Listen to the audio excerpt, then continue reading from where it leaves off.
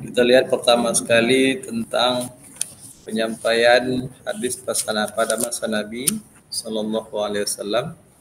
Artinya di sini bagaimana cara sahabat menerima hadis dari beliau. Hadis itu kalau menurut ulama hadis bisa disimpulkan semua yang disandarkan kepada Nabi. Baik berupa perkataan, perbuatan, ketetapan, sifat fisik dan sifat non fisik.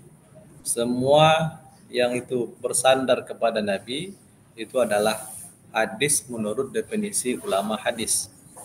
Tapi kalau hadis menurut ulama usul fikih dia berbeda. Apa sebab berbeda? Karena ulama hadis itu tujuannya adalah mengumpulkan, mencari dan meneliti apa saja sumber yang berasal dari Nabi, apa saja informasi yang bersumber dari Nabi, tanpa memandang apakah informasi itu mengandung tuntutan hukum atau tidak. Nah, maka semua mereka cari. Cara berjalannya Nabi mereka cari, rambutnya Nabi mereka cari. Padahal rambut itu kira-kira ada hukumnya tidak? Tidak ada hukumnya. Nah, apalagi warna kulit Nabi mereka cari, ada tak hukumnya? Tak ada hukumnya. Tak mungkin pula kalau Nabi itu berkulit putih lalu disunnahkan umatnya berkulit putih, tidak bisa.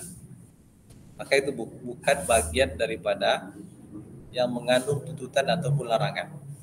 Tapi menurut ulama usul fikih, mereka tugasnya untuk mencari tuntutan dan larangan, hukum dari apa yang bersumber dari Nabi.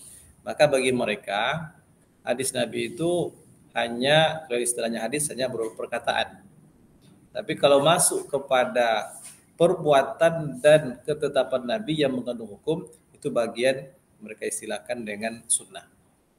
Jadi kalau hadis bagi ulama usul hanya perkataan Nabi saja yang mengandung hukum, yang tidak mengandung hukum tidak. Kalau sunnah, nah itu sama dengan hadis terdiri dari perkataan, perbuatan, ketetapan yang mengandung hukum. Itu letak perbedaan penggunaan mereka. Nah, tadi ada pertanyaan, apakah semua hadis itu sudah tercatat? Definisi atau pengertian hadis menurut ulama hadis tentu tidak semuanya. Yang mana yang tidak tercatat? Yang tidak mengandung bagian atau tidak terkait dengan syariat. Bahkan Abu Hurairah pernah mengakui ketika dia ditanya, apakah dia menyampaikan semua yang dia lihat, yang dia dengar dari Nabi? Tidak. Yang dia sampaikan hanya yang berkaitan dengan syariat saja. Yang tidak terkait dengan syariat tidak. Dalam definisi ilmu hadis, yang tidak terkait dengan syariat pun itu juga bagian daripada hadis. Walaupun itu bukan menjadi bagian hadis menurut ulama usul. Karena tujuan mereka mencari hukum. Nah, jadi yang tidak disampaikan itu tentu hal-hal yang tidak mengandung syariat. Bahkan pernah kalau tidak salah Huzaifah bin Al-Yaman ya. Huzaifah bin Al-Yaman atau Muaz bin Jabal. Apa kata Rasulullah? Ya Muaz. Dia panggil 3 kali. Labbaik wa sa'dai ya Rasulullah. Sampai 3 kali. Ketiga kali. Lalu Rasul mengatakan bahwa setiap orang yang mengucapkan la ilaha illallah Muhammadar Rasulullah sidqan min qalbihi haramallahu alaihi nar. Siapa yang mengucapkan 2 kalimat syahadat itu dengan syarat sidqan min qalbi, itu memang jujur dari hatinya, Allah haramkan baginya neraka. Bukan Allah katakan Allah masukkan ke dalam surga, tidak. Kalau masuk ke dalam surga itu kalimatnya bisa berdosa, masuk ke neraka, baru ke surga dulu, baru ke surga. Ini tidak, Allah haramkan neraka. Nah, kalau begitu tak akan masuk neraka. Yang dalam hati seseorang itu memang mengakui dengan jujur syahadat, 2 kalimat syahadat itu. Lalu apa kata Muaz, ya Rasulullah, ala ukhbiran nasa hatta yastabshiru. Bagaimana? Alangkah baiknya kalau seandainya saya sampaikan kepada manusia sehingga mereka gembira. Itu senang kan? Rupanya untuk bebas dari neraka tidak susah. Yang penting meyakini syahadat la ilaha illallah. Lalu apa kata Nabi? Izan yattakilu. Kalau kamu sampaikan, khawatir nanti mereka malas-malas beribadah, malas-malas dalam menjalankan agama. Tapi apa kata Muaz? Dia katakan, dia kabarkan, dia sampaikan juga hadis itu inda mautihi ta'assuma. Saat dia hendak meninggal dunia, khawatir dianggap berdosa karena menyembunyikan informasi dari Nabi. Sebab ini kan mengandung ajaran syariat.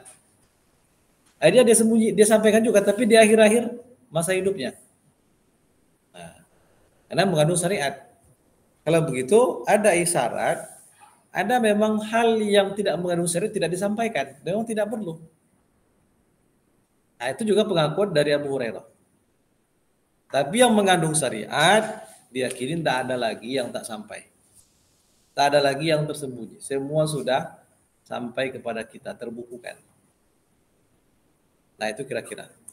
Kembali ke sini, dalam makalah juga sudah disebutkan bagaimana penyampaian hadis pada masa Nabi. Ada beberapa poin, kita ulang tapi belum disebutkan contohnya ya. Yang pertama, para sahabat itu mendatangi majelis-majelis taklim yang diadakan Rasulullah. Jadi mengadakan majelis taklim itu sunnah Nabi. Ada pengajian wirid rutin, rutinnya yang tak ada. Tapi Nabi mengadakan pengajian taklim seperti yang sekarang banyak diadakan orang. Hanya saja pada masa Nabi tidak merutinkan pada waktu tertentu. Apakah setiap malam Jumat, setiap malam Rabu. Nah, tidak ada, tak pernah dirutinkan. Sehingga Ahmad bin Hambal mengatakan merutinkan mengadakan bacaan ayat Al-Quran, kajian-kajian, majelis-majelis seperti itu adalah bid'ah. Itu kata Imam Ahmad bin Hambal. Tapi sayang kelompok-kelompok yang mudah membid'ahkan mengadakan kajian-kajian rutin. Ya kan? Kajian rutin tabligh akbar setiap tanggal, setiap hari ini, setiap minggu. Padahal merutinkan itu kata Imam Abi Hambal bid'ah. Padahal mereka mengaku bermazhab akidah ahlul hadis yang imamnya Ahmad bin Hambal. Ahmad bin Hambal mengatakan merutinkan kajian itu bid'ah, tapi mereka mengatakan mengadakan kajian itu rutin. Nah, itu kan lucu kan? Nah, tapi Imam Ahmad bin Hambal mengatakan merutinkan itu yang bid'ah, kajian tidak bid'ah. Merutinkan itu yang bid'ah. Cuman bagi dia bukan bid'ah yang haram. Jadi tidak semua bid'ah itu haram. Ada yang makruh, ada juga yang mubah, ada juga yang menurut Imam Abu Hanifah dia nilai bid'ah, dia bukan bilang hasanah. Dia nilai bid'ah, tapi kalau dilakukan dikasih pahala. Pernah dengar tak? Bid'ah kalau dilakukan dikasih pahala. Hah? Pernah dengar? Antum lihat nanti di YouTube Ustaz. Kalian lihat kajian tentang bid'ah di situ. Sudah tahu kan akunnya? Nah, itu untuk memberikan pencerahan. Cari bagian kajian bid'ah. Nah, apa bid'ah yang dinilai pahala oleh Abu Hanifah? Itu tentang salat istisqa. Dia katakan inna salata lil istisqa bid'atun fa in shallaka nafilah. Sesungguhnya salat di lapangan untuk minta hujan itu bid'ah. Bid'ah. Tapi wa in shallah, kalau dilakukan juga salat itu dia menjadi nafilah. Nafilah amalan sunat. Nah, gitu. Dia tidak bilang bid'ah hasanah. Biasanya istilah belakangan itu. Nah, baik, jadi yang pertama Nabi mengadakan taklim. Bahkan kelompok perempuan, sahabat perempuan meminta waktu khusus kepada Nabi untuk mengadakan taklim khusus dengan mereka saja. Karena ada hal-hal yang mereka tentu malu menyampaikan kalau ada sahabat laki-laki. Maka minta kajian khusus. Nah, ini sudah ada di kalangan kita, ada kajian ibu-ibu. Jadi yang perempuan ikutlah kajian ibu-ibu. Sebelum antum jadi ibu-ibu.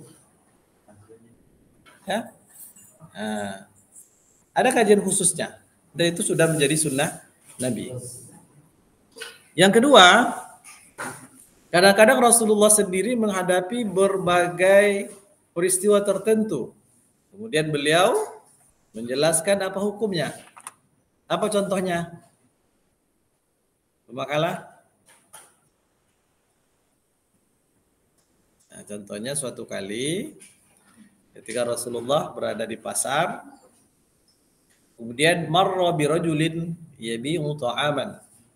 Dia melewati seorang penjual buah, makanan. Fasalah, kaifa tabi'? Ditanya, bagaimana kamu jual ini? Pak Akhbarah, dia ceritakan bagaimana cara dia menjualnya. Nah, dia onggok buah-buahan itu. Dari luar nampaknya tampilannya bagus. Lalu setelah dia ceritakan, auha ilaihi adkhil yadaka fi. Rasul perintahkan, coba masukkan tanganmu ke dalam onggokan buah yang dijual tadi. Lalu dimasukkannya. Nah, kemudian setelah dimasukkannya, pada khala yadahu, dia masukkan faiza huwa mablulun. Ketika dikeluarkan tangannya basah. Terbayang ya, ini onggokan buah, taruhlah jeruk. Nah, di luar tampilannya bagus, menarik. Lalu Nabi beritakan masukkan tangan ke bawah, bagian dasarnya. Tarik. Tangannya basah. Apa artinya? Ada buah yang busuk di bagian dalam. Semua dijual. Nah, maka muncullah faqala Rasulullah sallallahu alaihi wasallam, laisa minna man qassa. Tidaklah termasuk kelompok kami orang yang menipu. Berarti dia menipu. Dulu Ustadz pernah 2 bulan di Mesir. Jadi jalan-jalan di pasar-pasar itu penjual buah. Yang dipampangkan yang bagus-bagus. Lalu kita tawar, tolong ambilkan ini 1 kilo. 1 kilo, ya, diambilkan 1 kilo. Tapi bukan yang kita lihat, diambilkan yang lain. Ambilkan yang lain yang tidak bagus. Lalu dia timbang. Saya bilang, saya mau yang ini. Oh, ini tak dijual, ini dipampang saja. Yang dijual yang ini. Nah, akhirnya dipaksa kita beli. Nah, itu di Mesir. Pernah terjadi yang seperti itu. Nah, dalam kasus ini nampak sekali sahabat tadi menampilkan yang bagus, tapi di dalamnya ada yang busuk. Sudah berair. Maka muncul sabda Nabi. Berarti Nabi mengalami suatu peristiwa, kemudian beliau keluarkan sabdanya di situ. Yang ketiga, kadang-kadang terjadi sejumlah peristiwa pada diri sahabat. Tapi sahabat itu malu menanyakannya kepada Nabi. Nah, dia tak berani. Mungkin karena terlalu pribadi, itu banyak. Namanya, kalau sini sebut contohnya Ali bin Abi Thalib. Ali bin Abi Thalib itu adalah menantu Nabi. Suami dari Fatimah radhiyallahu anha. Ali ini itu laki-laki yang subur, kuat, sehat. Sehingga mohon maaf, dia sering keluar cairan di kemaluannya. Itu petanda sehat subur. Dalam ilmu fikih, cairan yang keluar di kemaluan itu kan ada 3.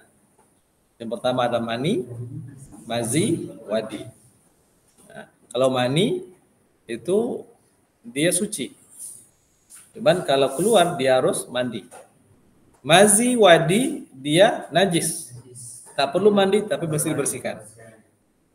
Yang Ali ini begitu. Dia sering keluar. Nah, maka dia malu menanyakan langsung kepada Nabi. Maka dia suruh Mikdad untuk menanyakan kepada Nabi. Dia tanyakan kepada Nabi.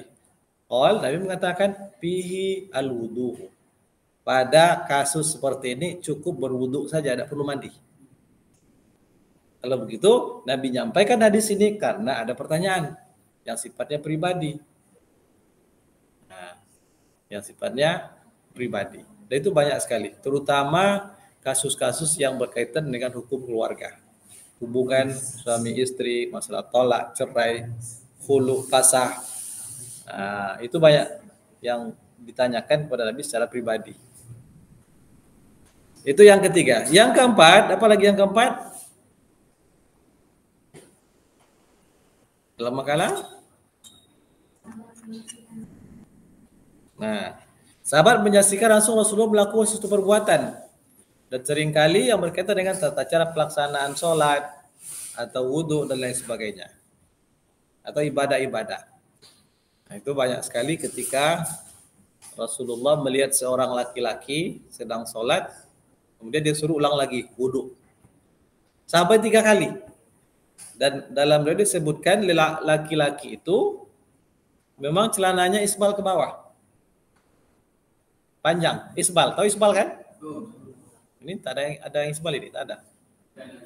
Nah, celananya panjang. Lalu dia sholat, kemudian Rasul menyuruh ulang wudhunya sampai 3 kali. Ketika yang ketiga, Nabi biarkan. Kenapa Nabi mengulang menyuruh wudhunya? Bukan karena isbalnya, tapi tumitnya tak basah saat berwudhu. Wailul lil aqabi minan nar. Kata Abu Hurairah, asbihul wudu, sempurnakan wudu. Kalau Rasulullah, wailul lil aqabi minan nar. Tumit-tumit yang tak kena air wudu akan dibakar di api neraka. Dalam api neraka. Sempurnakan wudu. Setelah yang ketiga kali, sahabat tadi sholat, walaupun celananya isbal. Berarti kalau begitu isbalnya masalah itu wudunya. Wudunya, berarti isbal tak masalah. Itu hadisnya. Bukan itu. Ada yang lain. Yang melarang isbal itu karena ada sebab. Sebabnya itu khuyala. Yang tak ada sebab, Rasul biarkan laki-laki tadi sholat dalam keadaan isbal. Kalau memang dilarang isbal tanpa ada sebab khuyala, pasti Nabi tak benarkan, kamu tak boleh sholat. Jadi memang satu masalah itu harus secara integralistik. Memahami dengan mengumpulkan semua dalil, hadis-hadis, dan yang terkait dengan itu. Oke? Nah, kalau di sini dibuat contohnya juga ketika Nabi menyampaikan, karena Nabi sallallahu alaihi wasallam barizan yauman linnas. Apa artinya? Nabi pernah suatu kali barizan yauman, berada pada posisi yang dilihat oleh semua orang karena beliau sedang menyampaikan ilmu. Lalu datanglah datang seorang laki-laki, bagaimana? Syadidu bayadus siyab, syadidu sawadus sya'ar. Pakaiannya sangat putih, rambutnya sangat hitam. Kemudian diletakkan, kedua dia tempelkan lututnya ke lutut Nabi. Nah, itu contoh yang keempat. Artinya sahabat menyaksikan Rasulullah melakukan suatu perbuatan. Nah, kemudian mereka riwayatkan. Ini diriwayatkan oleh Umar bin Khattab. Dalam banyak riwayat Bukhari, riwayat Muslim itu ada. Apalagi caranya? Di antaranya sahabat bertanya. Nah, tapi sudah cakup dalam yang keempat tadi ya. Atau kalau kita pilah, banyak sekali sahabat bertanya. Di antaranya ja'a rajulun ila Rasulillah sallallahu alaihi wasallam min ahli Najdin sa'irar ra'si, dari daerah Najd. Sa'irar ra'si, dalam keadaan rambut kusut, acak-acakan, berdebu. Yusma'u dawiyya sautihi, yang terdengar volume suaranya agak keras. Wala yufqah, tapi tak bisa dipahami. Hatta dana ila Rasulillah sallallahu alaihi wasallam, sehingga dia mendekat kepada Nabi sallallahu alaihi wasallam. Kemudian dia bertanya, apa itu Islam? Nah, Nabi menjawab, as-salawatu khamsus salawati khamsus salawati fil yaumi wal lailah. Islam itu kamu sholat 5 waktu sehari semalam. Qal hal alayya ghairuha? Ada enggak yang selain itu wajib bagiku? La illa an tatawwa. Kecuali kalau kamu ingin melakukan amalan sunat. Sampai Nabi menjawab, puasa Ramadan, hal alayya ghairu? Ada yang wajib? Tidak. Kemudian zakarallahu zakat, Nabi mengatakan zakat, hal alayya ghairu? Tidak. La illa an tatawwa. Kecuali kalau kamu ingin melaksanakan yang sunat. Fa adbara ar-rajul, kemudian laki ini pergi. Lalu waqal, dia katakan setelah berpaling dari Nabi, wallahi la azidu wa la anqus sayyi'ah. Demi Allah, saya tidak akan menambah dan mengurangi apa yang Rasul sampaikan itu. Artinya apa? Kalau sudah syahadat, sholat 5 waktu, puasa Ramadan, zakat, yang wajib-wajib saya dilakukan itu sudah masuk surga. Sudah masuk surga. Bebas dari neraka. Jadi Islam itu minimal yang wajib yang 5 itu, rukun Islam 5 itu sudah selesai. Cuman, ya itu kan standar-standarnya. Kita kan ingin kedudukan yang tinggi mulia di sisi Allah di akhirat kelak. Maka ada yang sunat, kejar yang sunat, kejar yang sunat. Nah itu. Jadi bertanya kepada Nabi. Nah, kemudian yang terakhir bisa kita rincikan lagi. Rasul menyampaikan hadisnya melalui khutbahnya. Khutbah pada Haji Wada dan khutbah Jumat dan juga khutbah-khutbah yang lain. Khutbah itu bukan hanya pada waktu sholat Jumat, sholat Id, tapi juga kadang terjadi peristiwa penting Rasul berkhutbah. Bahkan ketika ada seorang laki-laki setelah diutus oleh Rasul pergi ke sebuah daerah untuk memungut zakat. Dia bawa zakatnya. Diserahkan kepada Nabi. Ya Rasulullah, hazala wa haza uhdiyali. Hasil zakat tadi dia serahkan kepada Nabi, ya Rasulullah, ini zakat yang aku ditugaskan untuk mengambilnya, saya serahkan kepada engkau. Tapi ini ada hadiah yang diberikan kepadaku. Marah Nabi. Apa sebab?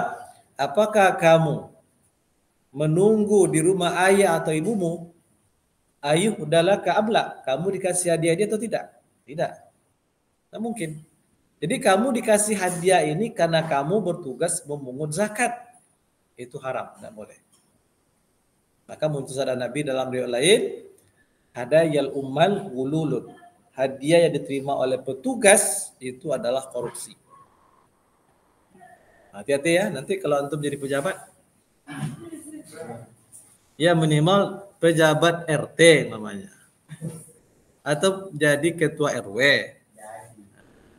Kan pejabat itu. Antum digaji 600.000 per bulan namanya. Lalu tiba-tiba datang warga, Pak saya mau buat KTP, tolong buat rekomendasi. Ah udah, antum buat kan. Lalu setelah selesai, ini Pak, duit 50.000. Apa ini? Nggak ada, ini walillah aja Pak. Nggak ada itu. Atau ini hadiah aja nih Pak. Nggak bisa. Haram. Itu adalah korupsi. Gulul. Apa sebab? Pejabat ini sudah digaji untuk membuat itu 600.000 per bulan. Pamannya. Nggak boleh menerima apapun lagi atas pekerjaan dia yang sudah digaji. Kalau menerima itu namanya gulul. Walaupun dikatakan hadiah. Iya. Ikhlasnya di mulutnya saja. Ikhlas tak cukup menghalalkan yang haram. Kita pinjam uang 1 juta. Saya ikhlas kembalikan 1.100.000. Ikhlas saya. Saya tidak. Antum pinjam duit sama kawan. Pinjam saya duit 1 juta. Nanti saya ikhlas membayar 1.100.000. Boleh enggak? Ini pinjaman ini. Ingat, kullu qardin jarra bihi manfa'ah bahwa riba. Semua pinjamannya itu ada selisih daripada yang dipinjam dan yang dikembalikan, selisih itu adalah riba. Haram. Tidak boleh. Jadi ikhlas tidak bisa menghalalkan yang haram. Antum berzina saya ikhlas kok. Halal lah kira-kira? Nggak bisa. Harus sesuai dengan syariat. Jadi sesuatu yang halal dalam Islam dua syaratnya.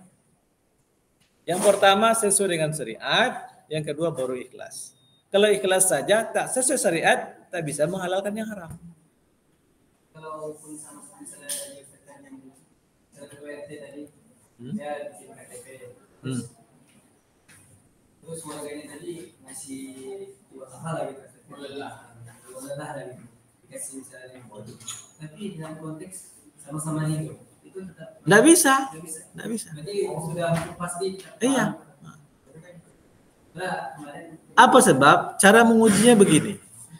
Kalau dia tidak mengurus KTP kepada Pak RW ini, kira-kira dikasih duit enggak Pak RW-nya? Kalau dia tidak ngurus KTP. Dia kasih karena Pak RW sudah mengeluarkan surat rekomendasi, sudah tanda tangan.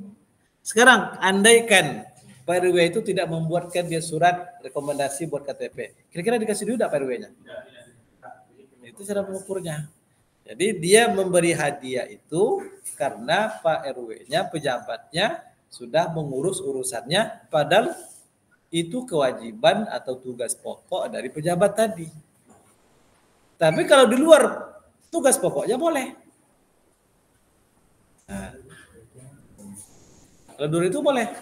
Karena kemarin dari pembahasan Imam Malik ibu tuh kalau misalnya pinjam tadi dalam konteks waktu pinjam 100 misalnya, terus pasti kembalikan dia kasih 110.000 misalnya dalam konteks tanda terima kasih, itu masih kategori haram. Nah, itu berbeda. Kalau yang dilarang itu ketika kelebihan itu masuk ke dalam akad.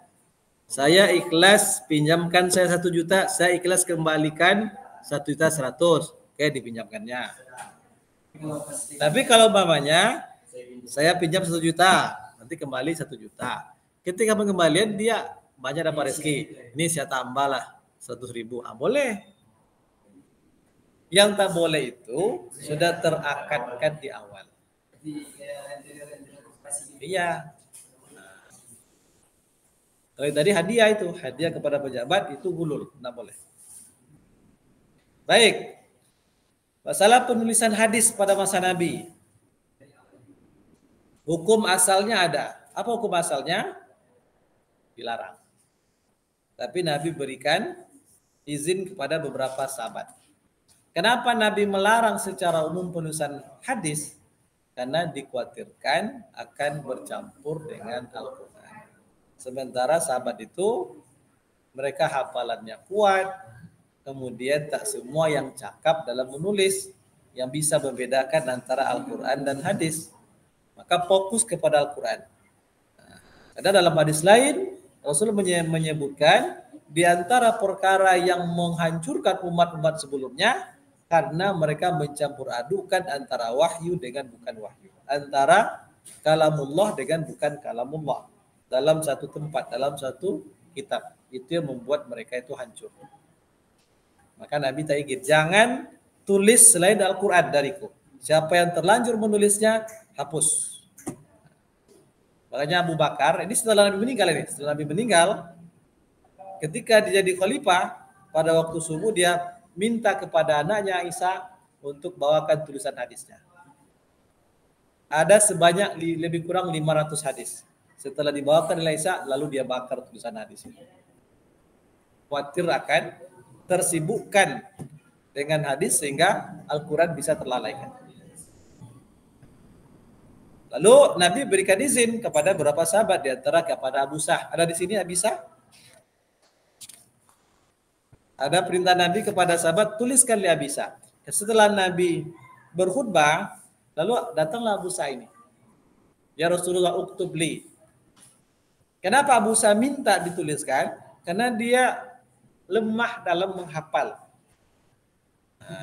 Tak sama dengan sahabat lain. Maka diberitakan kepada sahabat lain, uktubu li Abi Sah. Tulislah untuk Abu Sah. Berarti ada sebab, karena hafalannya lemah. Kalau sahabat dulu ternyata hafalan kuat. Kalau kita menghafal satu baris saja mungkin berulang-ulang belum dapat. Kalau mereka sekali dengar kayak rekaman kaset. Pernah baca hadis yang terpanjang diriwayatkan oleh Abu Hurairah oleh Abu Ya'la Al-Mausili. Berapa panjangnya? Itu lebih kurang 16 halaman. Oh, udah habis ya? 16 halaman panjang hadis itu, bisa lihat. Itu sekali dengar selesai. Kalau kita satu baris pun diulang 16 kali belum tentu dapat. Itu Abu Hurairah satu kali mendengar 16 halaman kalau ditulis dalam kitab Abu Ya'la Al-Mausili. Nah, begituan hafalan mereka. Begitu juga Nabi berikan izin kepada Amr bin As untuk menulis hadis. Tapi izin itu secara khusus. Nah, secara khusus. Itu ya kesimpulan, nanti lanjut baca ke makalah ini juga sudah ada. Apa pertanyaannya tadi yang belum terjawab? Yang belum bisa jawab yang mana? Sudah jelas semuanya? Yakin? Hah? Apa pertanyaannya tadi?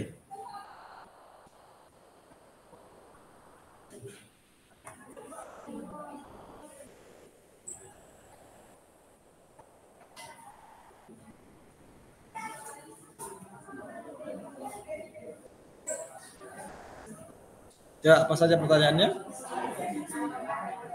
Hah? Apakah?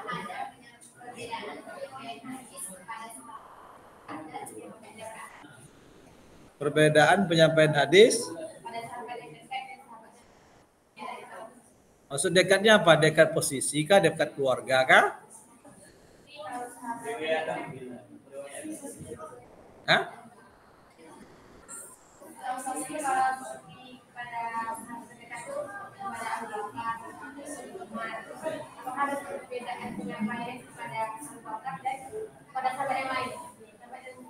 Yang jelas Nabi tak pernah menyembunyikan hadis, semua beliau sampaikan kepada siapapun yang mesti sampai dia sampaikan. Cuman tentu dalam hal-hal tertentu hadis itu lebih banyak diterima oleh sahabat-sahabat yang lebih dekat dengan beliau. Bahkan hanya ada hadis-hadis tertentu yang tahu hanya orang dekat dia. Umpamanya hadis berkaitan dengan pribadi Nabi, tapi tentu yang tahu adalah istri-istrinya. Istrinya lah nanti menyampaikan kepada kaum muslimin. Nah, begitu. Kapan Nabi mandi janabah? Itu masalah suami istri, yang tahu istrinya. Abu Hurairah tak tahu. Karena itu masalah pribadi. Nah,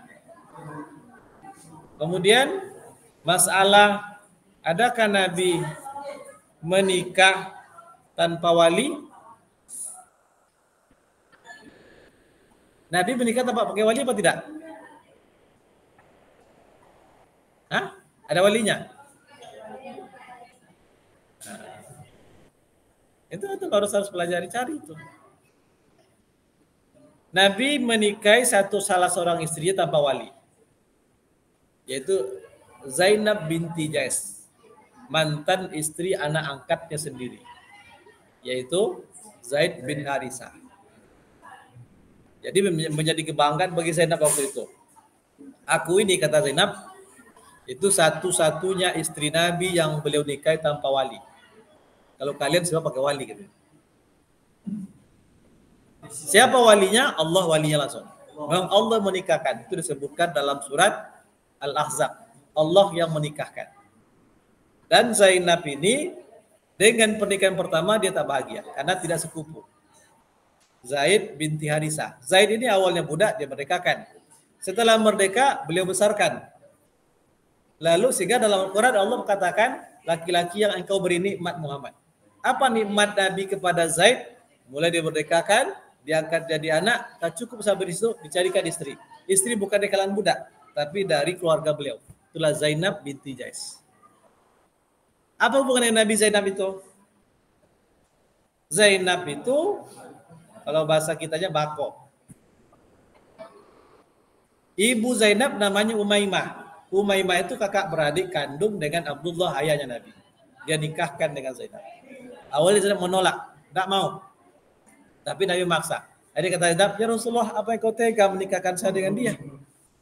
Dia mantan budak. Kata Nabi, iya. Maka menikahlah. Tapi akhirnya tak lebih kurang setahun mereka bercerai dan Allah sudah kasih tahu nanti Zainab dengan Zaid pasti akan bercerai dan kamu akan menikah dengan mantan istri anak angkatmu. Ini yang paling berat bagi Nabi. Ya kan apa kata dunia? Menikahi mantan istri anak angkat. Nabi tentu berat, tapi karena ini perintah Allah, tak ada pilihan lain. Dia menikah. Satu-satunya istri Nabi yang dinikahi tanpa wali itu adalah Zainab. Bangga Zainab waktu itu. Akhirnya apa kata Aisyah? Satu-satunya istri Nabi yang langsung disucikan dari langit hanya saya. Siapa? Apa peristiwanya?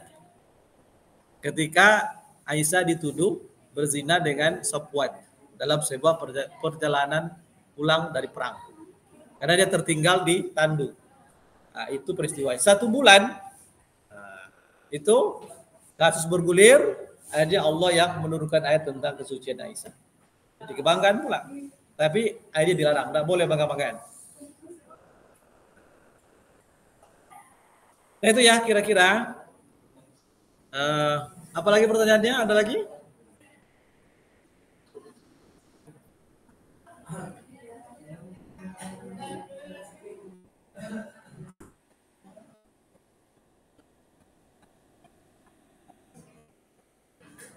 Itu aja pertanyaannya.